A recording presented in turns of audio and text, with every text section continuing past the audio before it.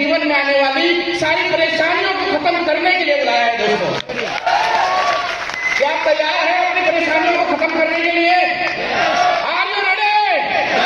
जैसा कि आप जानते हैं हम सबका एक ही मकसद है, नए भारत का निर्माण।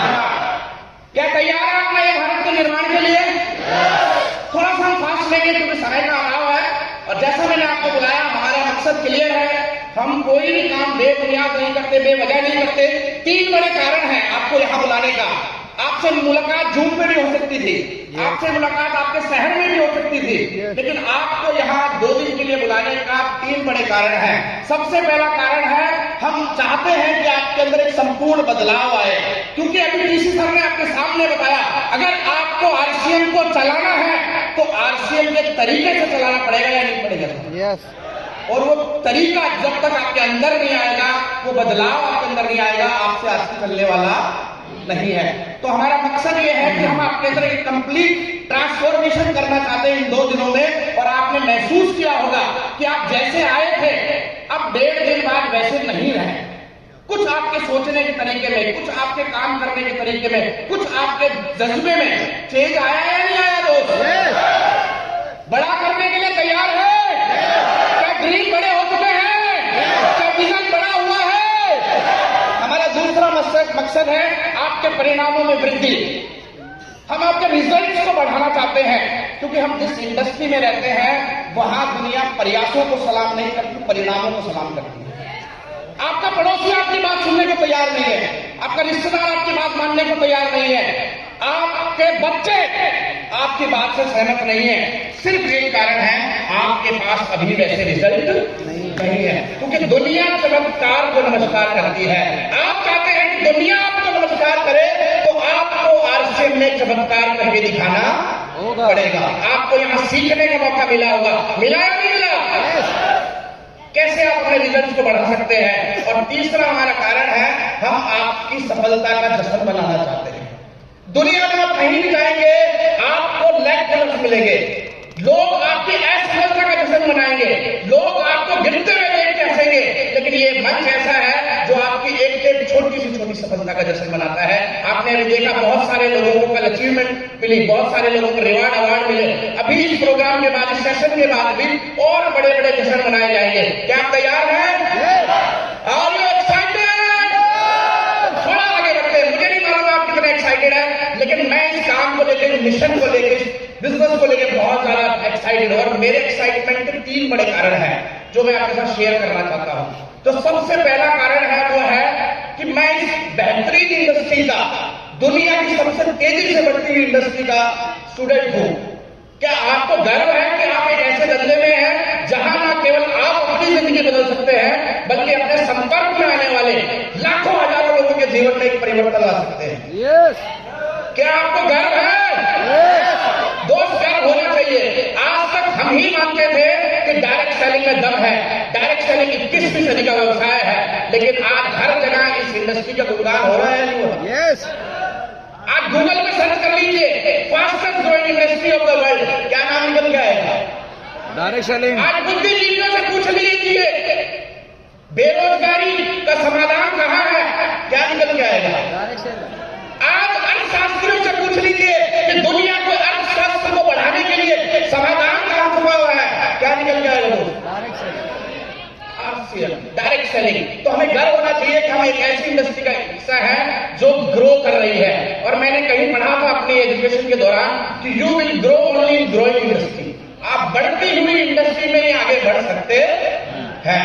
जिस प्रकार बहते हुए पानी में इंसान दूर तक बह के जा सकता है, उसी प्रकार बढ़ते हुए धंधे में ही इंसान आगे तक बढ़ सकता है। तो आपको इस बात पे गर्व महसूस होता है या नहीं होता? आप सोच के देखिए दोस्तों, बहते हुए पानी की ग्रोइंग इंडस्ट्री की पावर क्या है? अगर बहते हुए पानी में एक लाश भी गिर जाती है तो वो भी लाखों हजारों किलोमीटर तक बह जाती है, हम तो फिर भी जिंदा है, जिंदा है। दूसरा कारण, इस समय इंडिया को सबसे आइडियल कंट्री माना जा रहा है, जिसमें बहुत बारीकी से हमारे साथी सुनील सर ने बात करी। बहुत सारे कारण हैं। आपका सही धंधे में होने के साथ साथ उस धंधे का सही जगह करना भी जरूरी है या नहीं है? आपके एरिया का एक बहुत फेमस हलवाई है, उसके समोसे बहुत प्रसिद्ध हैं, लाइनें लगती है उसके समोसे खाने के लिए। लेकिन वही हलवाई अगर उस समोसे की दुकान को शमशान घाट के गेट के सामने खोल दे तो क्या वो समोसे की दुकान चलेगी? और ये सोच के खोल ले कि दिन में तो किराया ज्यादा लगता है, रात को 8 बजे से सुबह 6 बजे तक खोलने लग जाए तो समोसे बिकेंगे? तो दोस्त, हम डायरेक्ट सेलिंग में तो है ही नहीं। हम एक ऐसे देश में भी है जिसे डायरेक्ट सेलिंग का भविष्य माना जाता है। हिंदुस्तान को आज तक सपेरों का देश कहा गया, हिंदुस्तान को आज तक पिछड़ों का देश कहा गया। क्यों? 2 बड़े कारण हैं इसके पीछे, हिंदुस्तान के पिछड़ेपन के पीछे। बढ़ती हुई बेरोजगारी और बढ़ती हुई जनसंख्या। हेलो, बढ़ती हुई बेरोजगारी और बढ़ती हुई जनसंख्या, 2 बड़े कारण जो आज तक हिंदुस्तान का पिछड़ेपन का कारण था, वही 2 बड़े कारण अब डायरेक्ट सेलिंग को बढ़ने का कारण है या नहीं? तो चलेगी या नहीं चलेगी? बहुत सारे तरीके हैं, बहुत सारे रीजंस हैं, 3 बड़े रीजंस हैं। सबसे पहला कारण, क्यों हिंदुस्तान को आइडियल कंट्री माना जा रहा है? हिंदुस्तान में 90% आबादी अंडर ग्रेजुएट है, यानी उन्होंने 12वीं तक की पढ़ाई करी है। किसी ने 12वीं में छोड़ दिया, किसी ने फर्स्ट ईयर में छोड़ दिया, सेकंड ईयर में छोड़ दिया, थर्ड ईयर में छोड़ दिया, उनके पास ग्रेजुएशन की डिग्री नहीं है। अब आप मुझे बताइए, अगर जो व्यक्ति ग्रेजुएट नहीं है, क्या वो कहीं डॉक्टर लग सकता है, इंजीनियर लग सकता है, क्या बड़ी पोस्ट पे IAS IPS बन सकता है? हेलो, तो ऐसे 90% लोगों को आपकी और हमारी और इस प्लेटफॉर्म की जरूरत है या नहीं? क्या तैयार है उन तक अपना प्लेटफॉर्म पहुंचाने के लिए? दूसरा कारण, 65% आबादी हिंदुस्तान में ग्रामीण एरिया में रहती है, रूरल एरिया में रहती है। इसीलिए हिंदुस्तान को गांव का देश कहा जाता है। उन गांवों में जहां आज तक बिजली नहीं पहुंची है, उन गांवों में जहां आज भी इंटरनेट कनेक्शन नहीं है, उन गांवों में जहां कोई सड़क नहीं जाती, आप मुझे बताइए, उन एरियो में क्या रिलायंस जाके अपनी फैक्ट्री लगाएगा? क्या टाटा अपना ऑफिस खोलेगा? फेसबुक अपना ऑफिस खोलेगा? एप्पल अपना ऑफिस खोलेगा? कोई नहीं लगाने वाला फैक्ट्री, वहां कोई रोजगार के साधन नहीं है। इसीलिए गांव के लोग निकल के बाहर शहरों की ओर पलायन कर रहे हैं। लेकिन उन गांवों में जहां बिजली नहीं पहुंची, इंटरनेट नहीं पहुंचा, जहां सड़कें नहीं बनी, वहां आप और हम पहुंच सकते ही नहीं पहुंचे। चलेगा या नहीं चलेगा? तीसरा बड़ा कारण है, हिंदुस्तान में 55% आबादी मिडिल क्लास है। वो मिडिल क्लास जिसके सपने बड़े बड़े हैं, जिसकी ख्वाहिशें बड़ी बड़ी हैं, लेकिन उन सपनों को पूरा करने के लिए उसके पास कोई सोर्स नहीं है, कोई साधन नहीं है। आप कल्पना करिए, जब आप और मेरा जैसा एक आम इंसान उसके पास जाएगा, ये मार्केटिंग प्लान, ये आर्थिक आजादी का अभियान शेयर करेगा और उसे बताएगा कि यहाँ कोई पार्ट टाइम शुरू करके अपने सपने पूरे कर सकता है मेरी तरह, तो ये बिजनेस चलेगा या नहीं चलेगा? यस। हेलो, चलेगा दोस्तों। और तीसरा बड़ा कारण है कि हम ना केवल इंडस्ट्री में हैं, ना हम केवल एक अच्छे देश में हैं, बल्कि हम एक अच्छी कंपनी में भी हैं। ईस्ट और वेस्ट आसिया में हमारा प्रोडक्ट नंबर 1 है या नहीं है? यस। बहुत सारी क्वालिटीज हमारे प्रोडक्ट में, 3 बड़ी क्वालिटी, CAR, C यानी कंज्यूमेबल, यूज करने वाला, A यानी अफोर्डेबल, और R यानी रीचेबल, जिसे खरीदा जा सकता है अपने 2, 4, 5 किलोमीटर इधर उधर दाएं बाएं आरसीएम की दुकान में पहुंच के। यस और नो? यस। इंडिया में क्या चाहिए दोस्त? अफोर्डेबिलिटी चाहिए। इंडिया में क्वालिटी मैटर बाद में करती है, पॉकेट की साइज मैटर पहले करती है। और उस पॉकेट की साइज को सूट कर रहा है कि नहीं कर रहा आजकल का प्रोडक्ट? यस। हेलो, तो हमारा प्रोडक्ट नंबर 1 है या नहीं है? yes. हमारा प्लान नंबर 1 है या नहीं है? yes. दुनिया में इससे ज्यादा मैथमेटिकल और साइंटिफिक प्रूवन कोई प्लान नहीं है। कितना भी बड़ा बिजनेस कर लीजिए, इस प्लान में कोई भी संशोधन की जरूरत नहीं है। और इस प्लान की एथिकलिटी देखिए, इस प्लान में इतनी पावर है कि आज अभी यहाँ कोई व्यक्ति ज्वाइन करके 5 साल पहले जुड़ी हुई अपनी अप्लायंस से भी बड़ा चेक अगले 1 साल में कमा सकता है। ये पावर है इस प्लान की। दुनिया में बहुत कम ऐसे प्लान आपको मिलेंगे। और तीसरी चीज जो इस कंपनी को महान बनाती है वो है प्रमोटर। अभी आपने सुना, बातें सुनी, क्या कमाल की बातें। पिछले दिनों चैट विद सुंदरवंशी के इवेंट में, प्रोग्राम में एक लीडर आए और बस साहब ने मुझसे पूछा कि सर आपकी नजर में एक बड़ी और महान कंपनी को निर्माण के लिए क्या ज्यादा जरूरी है, प्रोडक्ट अच्छे होने चाहिए या प्लान अच्छा होना चाहिए? तो उस व्यक्ति ने एक बहुत सटीक जवाब दिया। उन्होंने कहा कि प्रोडक्ट और प्लान से पहले उस कंपनी के मैनेजमेंट का और प्रमोटर का नियत का अच्छा होना जरूरी है। अगर प्रमोटर की नियत अच्छी है तो प्लान और प्रोडक्ट अपने आप अच्छे हो जाएंगे या नहीं हो जाएंगे दोस्तों? तो आप सहमत हैं आरसीएम की नियत से? आप सोच के देखिए क्यों किसी ने नहीं लिखा आज तक प्राण गीत, सब खुशहाल हो या हर जन, सुख शांति से हो पूर्ण जीवन, सब काम करे अपना अपना, सब पूरा करे अपना सपना, कोई हाथ यहां ना फैले अब जन सा लंबी बन जाए सब। क्यों नहीं आया किसी के दिमाग में? क्योंकि किसी की सोच ही उस प्रकार की नहीं है। तो दम है या नहीं है काम में? Are you agree? सहमत है मेरी बात से कि दम है? लेकिन कुछ लोग अभी भी नींद में और बेहोशी में है या नहीं है? क्या आपको ऐसे लोग मिलते हैं भी?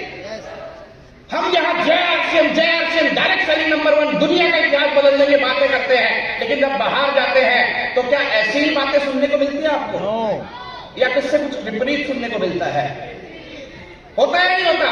ये वो लोग हैं जो नींद में है, जो बेहोशी में है, और जिस दिन उनकी नींद खुलेगी वो बहुत पीछे रह चुके होंगे तब तक। ये सोच लो, क्या इनकी नींद खोलनी जरूरी है या नहीं है?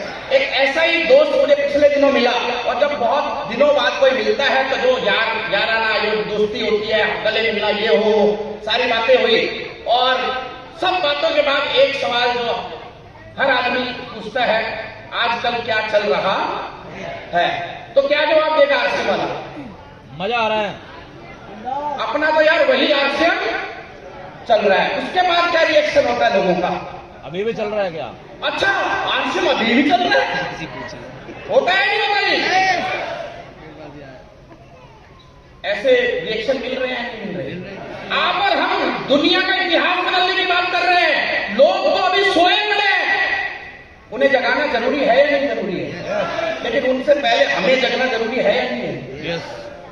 कई बार हमारे दिमाग में भी आ जाता है, यार लोग इतने कॉन्फिडेंस से पूछ रहे हैं तो कहीं सच में तो गड़बड़ नहीं है। और उस सवाल के बाद उसने बोला, यार हमने सुना है कि बहुत कामयाब हो गए तुम लोग, पैसे कमा लिए हैं, गाड़ियों में घूमने लग गए हैं। कोई पुराना स्कूल का फ्रेंड था, उस समय ज्यादा स्थिति अच्छी नहीं हुआ करती थी हमारी, और मैंने बोला कि अब आप आरसीएम से ही आ रहा है, तो वो बोला कि यार अब तो कुछ ढंग का कर लो। लोग कहते हैं ना कि अब तो खूब पैसे कमा लिए, तो गाड़ियों में घूमने लग गए, तो कोट पैंट पहनने लग गए, अब तो कुछ ढंग का कर लो। दोस्त, क्या आपको भी ऐसे लोग मिलते हैं जो आपको सलाह देते हैं आप तो कुछ ढंग का कर लो? मिलते हैं। अब सोच के देखिए, 15 साल इस इंडस्ट्री में रहने के बाद, जहां पर लोग कहते हैं ये चलने वाला नहीं है, बंद हो जाएगा, भाग जाएगी, फंस जाएगा, 15 साल इस इंडस्ट्री में रहने के बाद किराए के मकान से शुरुआत करके गुड़गांव जैसे बड़े शहर में 3-3 मकान बनाने के बाद, किस्तों की बाइक से शुरू किए हुए सफर को 8 लग्जरी गाड़ियां खरीदने के बाद, महीने की 5 से 7 लाख रुपए फैमिली इनकम मिलने के बाद, टोटल 12 करोड़ रुपए कमाने के बाद, अगर लोग हमसे एक बात कर सकते हैं तो आप सोच लीजिए आपके साथ क्या होने वाला है। आपको बहुत सावधान रहने की जरूरत है दोस्त। आपको तो रोड में लिटा दिया जाएगा और आपका रोड रोलर चढ़ा दिया जाएगा। क्या आप चाहते हैं उनके रोड रोलर के नीचे आना, या उनको रोड रोलर के नीचे लाना चाहते हैं? तो आपको इस सवाल का जवाब ढूंढना पड़ेगा कि ढंग का काम किसे कहते हैं। मैंने ढूंढना शुरू किया, मैंने उसी से पूछा, और भरा पड़ा ऐसे समाज भरा पड़ा ऐसे स्मार्ट लोगों से जिनका बैंक बैलेंस जीरो है लेकिन स्मार्टनेस पूरी की पूरी है। आप उन स्मार्ट लोगों से पूछिए कि यार तू ही बता दे क्या होता है ढंग का काम, तो जवाब क्या मिलेगा पता है? जो फोटो बता रही है। सलाह देना आसान है, लेकिन मैं उसकी बात से विचलित हुआ। मैंने कहा यार हमारे पास इतने रिजल्ट हैं, तब आदमी इस प्रकार की बातें कर रहा है, तो जिन लोगों के पास रिजल्ट नहीं है, शुरुआती दौर में है, उनके साथ क्या होगा? कुछ ना कुछ इसका इलाज होना चाहिए। और फिर खोज शुरू हुई, धन का काम किसे कहा मानता है समाज, हमारी सोसाइटी में किस काम को ढंग का काम कहा जाता है, हमारे अड़ोसी पड़ोसी रिश्तेदार किस काम की ओर अग्रसर है, किस काम को वो अच्छा काम मानते हैं। और ढंग का काम ढूंढने के दौरान 8 खूबियां मुझे नजर आई कि अगर 8 खूबियां किसी काम में है, किसी बिजनेस में है, किसी भी फील्ड में है, तो लोग उसे कहीं ना कहीं ढंग का काम समझ सकते हैं। क्या जानना चाहते हैं 8 खूबियां क्या है? Yes! Are you excited? जानना चाहते हैं? पहली खूबी, किसी भी धंधे को शुरू करने से पहले चेक कीजिए रिटर्न ऑन इन्वेस्टमेंट, ROI। जब भी हम कोई नया काम शुरू करते हैं तो पहले ये सोच लेते हैं कि कितना लगाएंगे तो कितना मिलेगा। यस और नो? मान लीजिए अगर एक काम में 10 करोड़ रुपए लगाकर 1 लाख रुपए महीना है तो कैसा कहा जाएगा उस काम को? बेकार। बेकार। क्या बात कर रहे हो भाई? 10 करोड़ रुपए लगा के अगर एक बाइक का 1 लाख रुपया आ रहा है वो बेकार नहीं है, ठीक है। वो पूछ के देखिए किसी बिजनेसमैन से, 10 करोड़ लगाने के बाद भी लाख रुपए बचाने के लिए कितने पापड़ बेलने पड़ रहे हैं। 1 करोड़ रुपए लगाकर अगर 1 लाख रुपए आने लग जाए तो थोड़ा अच्छा होगा, थोड़ा ठीक। 50 लाख रुपए लगाकर अगर 1 लाख आने लग जाए तो और अच्छा, 10 लाख रुपए लगाकर अगर 1 लाख आने लग जाए तो महीने के और भी अच्छा। 1 लाख रुपए लगाकर अगर महीने के 1 लाख रुपए देने लग जाए वो धंधा तो, और अगर एक धंधा बिना एक चवन्नी लगाए 10 लाख रुपए महीना देने लग जाए तो मिलता है, यहाँ मिलता है। और मात्र 10 लाख नहीं, 20 लाख, 30 लाख, 50 लाख और 1-1 करोड़ महीने की तैयारी हो चुकी है। क्या ये बात आप सामने वाले को बोल पाएंगे? चेक कीजिए लोगों को क्या मिल रहा है। बाहर लोग नौकरियां कर रहे हैं, 10,000, 15,000, 25,000, 50,000, यही तो मिल रहा है ज्यादा से ज्यादा। हेलो, लगाया क्या है उसने उसके लिए? 50,000 रुपए की अगर कोई सैलरी ले रहा है ना बलदेव जी, तो उसके लिए उसने पहले 18 से 20 साल पढ़ाई करी होगी। यस और नो? अगर आज की हम बात करें, 1 साल का अगर 1 लाख रुपए भी उस पर इन्वेस्ट किया उसके पेरेंट्स ने, तो इन 18-20 सालों में 20 लाख रुपए उस पर लगा चुका होगा। आप कल्पना करें अगर 20 लाख रुपए बैंक में रखता उसका पिताजी, तो 20 साल बाद 40-50 लाख तो वैसे ही हो जाता। यस। और उस 50 लाख को भी बैंक में ही रखे रहता तो हर महीने 50,000 का ब्याज तो वैसे ही मिल जाता। यस। तो खर क्या रहा है, उसमें मिल क्या रहा है, उसका इन्वेस्टमेंट क्या है, रिटर्न क्या है? कुछ भी नहीं है। बिजनेस की बात करते हैं। अभी पिछले दिनों मेरे एक दोस्त ने कपड़े की दुकान खोली, गए उसके पास 1-2 महीने बाद मौका मिला था। मैंने पूछा है कैसा चल रहा है काम? बोला यार बहुत पैसा लग गया लेकिन काम सही चल रहा है। मैंने कहा कितना लग गया? बोला 1 करोड़ रुपए लग गया है। अच्छा चल क्या खरा, बढ़िया चल रहा है। मैंने कहा कितना हो गया? बोला 10 लाख रुपया हो गया। उस नादान को ये नहीं मालूम कि 10 लाख रुपया प्रॉफिट नहीं है, 10 लाख रुपया रेवेन्यू है, सेल है। क्या जितना बेचा वो पूरा प्रॉफिट होता है क्या? तो मैंने पूछा मार्जिन कितना है इसमें? बोला 30% के आसपास बच जाता है, यानी 10 लाख का 30% मार्जिन, यानी प्रॉफिट कितना हुआ? 3 लाख। 3 लाख। मैंने उसको नहीं बोला, मैंने कुछ दिमाग में सोचू, अकाउंटेंट हूं ना, ए और ए बी नहीं होता तो कुछ समझ में नहीं आता है। मैंने घर आके हिसाब लगाया कि यार 3 लाख रुपया उसको लग रहा है कमाया, 60,000 रुपये उसका किराया है, कितना बच गया उसके पास? 240। 30-40 हजार रुपया 4-5 एसीओं का और बिजली पानी का आ जाता होगा, कितना बच गया? 2 लाख। 4 लड़के रखे हुए 15-15 हजार रुपए तो आजकल लेते होंगे लड़के भी। छोटू सुनने का भी 15,000 रुपए मिलता है। तो 4 छोटू हो गए तो 60,000 हो गया, कितना बच गया? 140। 50 लाख उसने मुझे बताया था कि लोन पे लिया हुआ है 2 रुपए सैकड़े पे। तो उस 50 लाख का ब्याज कितना बन गया सुनील भाई? 1 लाख। कितना बच गया? 40,000। 40,000। और आप सबको मालूम है जो बिजनेस करते हैं, जितना भी आपके पास स्टॉक रहता है उसका 1% हर महीने स्टॉक वेस्टेज हो जाता है, डैमेज हो जाता है। तो 50 लाख का 1% स्टॉक यानी 50,000 डैमेज हो गए, -10,000। -10,000। अब पूरी जिंदगी में वो आदमी कभी प्रॉफिट में आ सकता है? नो। हाँ, फ्री के कपड़े पहन सकता है, अच्छे कपड़े पहन सकता है, नए कपड़े पहन सकता है, लेकिन वो कभी समझ नहीं पाएगा कि उसका बिजनेस चल क्यों नहीं रहा। आप सोच के देखिए, आज से 15 साल पहले 1500 रुपए के 3 जोड़ी कपड़े खरीदे थे और आज 15 साल में 12 करोड़ रुपए की नेटवर्थ क्रिएट कर ली। दूसरा, चेक कीजिए, काम में ज्यादा रिस्क ना हो। लोग ऐसा काम करना चाहते हैं जहां रिस्क कम हो। क्या ये पॉसिबल है? नो।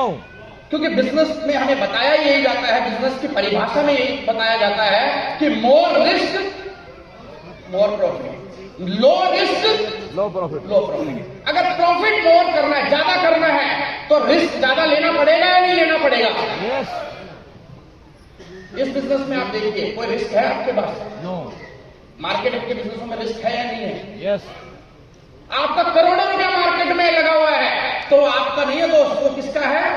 मार्केट का है। आपका वही पैसा है जो आपके पास है। और पता नहीं रिस्क किस किस रूप में आ जाता है। रिस्क कभी कोरोना के रूप में आ जाता है, रिस्क कभी नोटबंदी के रूप में आ जाता है, रिस्क कभी गवर्नमेंट के एक छोटे से प्रोजेक्ट के रूप में आ जाता है। ऐसा होता है या नहीं होता दोस्त? यस। मेरा एक दोस्त था, उसका रेस्टोरेंट था, अच्छा हाईवे पे रेस्टोरेंट था, इतना चलता था कि मतलब अगर कोई कंप्लेन भी कर देता ना तो सुनता ही नहीं था वो। किसी ने बोल दिया भाई साहब ये आज दाल ना अच्छी नहीं बनी, ऐसे कर देता था। पिछले दिनों सरकार ने वहां पुल बना दिया, फ्लाईओवर बना दिया। अब गाड़ी यहां से चढ़ती है और सीधा पार करके 2 किलोमीटर आगे निकलती है। अभी भी वो ऐसे देखता है, लेकिन अब ग्राहकों को नहीं देखता, आप गाड़ियों को देखता जाता है। यस। ये रिस्क है वो, जिसको हम और आप समझ नहीं पा रहे है या नहीं है? हमारे धंधे में कोई रिस्क है क्या? कोई रिस्क है? प्रॉफिट कम या ज्यादा आपकी मेहनत पर निर्भर करेगा दोस्त, लेकिन रिस्क एक पैसे का भी नहीं है। तो ढंग का धंधा हुआ या नहीं हुआ? मोर रिस्क मोर प्रॉफिट। तीसरी क्वालिटी, प्रॉफिट की पूरी गारंटी हो शुरुआती दिन से। क्या ऐसा होता है? नो। आदमी चाहता है कि पहले दिन से प्रॉफिट होने लग जाए, लेकिन किसी बिजनेस में ये पॉसिबल है? नो। क्योंकि प्रॉफिट की डेफिनेशन ही कहती है आपका जितना इन्वेस्टमेंट लगा हुआ है वो जब तक सूद समेत, ब्याज समेत निकल ना जाए तब तक आप सेल कर सकते, रेवेन्यू कर सकते, प्रॉफिट नहीं कर सकते। अगर मैंने 50 लाख रुपए किसी दुकान में लगाए, किसी बिजनेस में लगाए हैं, जब तक वो मेरे 50 लाख रुपए उतने सालों का ब्याज समेत वापिस ना आ जाए मेरे अकाउंट में, तब तक मेरा प्रॉफिट शुरू नहीं होता दोस्तों। हेलो। लोग गलती से सेल को प्रॉफिट मान लेते हैं। सेल प्रॉफिट नहीं है। प्रॉफिट होता है आपके इन्वेस्टमेंट के बाद जो बच गया वो। लेकिन इस बिजनेस में, बाहर के बिजनेस में प्रॉफिट आने में कई बार सालों लग जाते हैं कि नहीं लग जाते हैं? कई बार महीनों लग जाते हैं या नहीं लग जाते? और कई बार तो दोस्त पीढ़ियां गुजर जाती है, लेकिन बिजनेस प्रॉफिट में नहीं आता। ऐसा देखा है या नहीं देखा आपने? हेलो। और नहीं देखा तो 4 साल पहले की बात याद कीजिए, जिनके बड़े बड़े बिजनेस चल रहे थे, जिस दिन कोरोना की वजह से लॉकडाउन लगा, 4 महीने झेल नहीं पाए वो लोग। इसका मतलब उनके पास बचत के नाम पे कुछ भी नहीं था, नहीं है। उन्होंने 4 पीढ़ियां लगा दी बिजनेस खड़ा करने में, लेकिन वो बिजनेस 4 महीने भी झेल नहीं पाया। सोच के देखिए दोस्त। लेकिन यहां पर डे 1 से प्रॉफिट की गारंटी है या नहीं है? आप आज आक्सिन बिजनेस में ज्वाइन करते हैं, ज्वाइन करते ही आप एक गामा ओरिजिनल की सीसी लेते हैं। वो गामा ओरिजिनल की सीसी लेके आप रास्ते में किसी को जाते हैं, किसी को बताते हैं, वो गामा ओरिजिनल आपसे लेने के लिए तैयार हो जाता है, आप उसको गामा ओरिजिनल दे देते हैं। प्रॉफिट हुआ या नहीं हुआ? कैसे हुआ? इन्वेस्टमेंट कितना है गामा ओरिजिनल पे? 450 रुपए का। एमआरपी कितना है गामा ओरिजिनल पे? 590 रुपए। 590 रुपए 450 आपने लगाए, 590 आपको मिल गए, जो बीच का बचा वो क्या बना? प्रॉफिट। हेलो। प्रॉफिट। तो पहले दिन से प्रॉफिट की गारंटी है या नहीं है? सैकड़ों ऐसे उदाहरण है, एक प्रोडक्ट पे आप पहले दिन से प्रॉफिट ले सकते हैं। आपने आज बिजनेस शुरू किया, पहले ही महीने बिगिनर बन गए, 20,000 रुपए की इन्वेस्ट, 20,000 का आपने टर्नओवर किया और 1,500 रुपए का आपका चेक बना, तो पहले ही मैंने 1,500 रुपए की प्रॉफिट आया या नहीं आया? 6 महीने में आप 170 में पहुंच गए, 15,000 रुपए का बोनस समित इन्वेस्ट चेक बना, आप प्रॉफिट में आ गए या नहीं आ गए? लोगों को पीढ़ियां लग जाती हैं प्रॉफिट में आने में। आप डे 1 से बिजनेस के माध्यम से प्रॉफिट में आ सकते हैं। यस और नो? चौथा पॉइंट, किसी अच्छे धंधे में, किसी ढंग के धंधे में काम ऐसा होना चाहिए जहां टैक्स की चोरी ना करनी पड़े, जहां हिसाब किताब की हेरा फेरी ना करनी पड़े, और बाहर बाहर कोई ऐसा धंधा आपको दिखता है क्या दोस्तों? नो। अब देखिए, आप किसी भी बड़े व्यापारी के पास जाइए, कमाता 5 लाख है, बताता 50,000 है। ऐसा होता है नहीं होता? यस। क्योंकि अगर गलती से उसने 5 लाख बोल दिया तो शाम से पहले नीली बत्ती और लाल बत्ती घर में दब जाएगी नहीं दब जाएगी? हेलो, क्योंकि वो 5 लाख आ रहा है, उस 5 लाख के प्रॉफिट में टैक्स की चोरी और हिसाब की हेरा फेरी भी शामिल है या नहीं है दोस्तों? लेकिन इस बिजनेस की पावर देखिए, कितना एथिकल बिजनेस है। यहाँ एक रॉयल्टी अचीवर आता है, 25,000 का हाईएस्ट चेक आता है और बता देता है 35,000 एक्साइटमेंट में, क्योंकि उसको मालूम है वाइट का है, अगली बार आ जाएगा, इस बार नहीं आएगा। बाहर नहीं बता सकता दोस्त ऐसा। और आप देखिए, पिछले दिनों मोदी से बहुत सारे लोग परेशान रहते हैं कि नहीं रहते? यस। क्यों रहते हैं जी?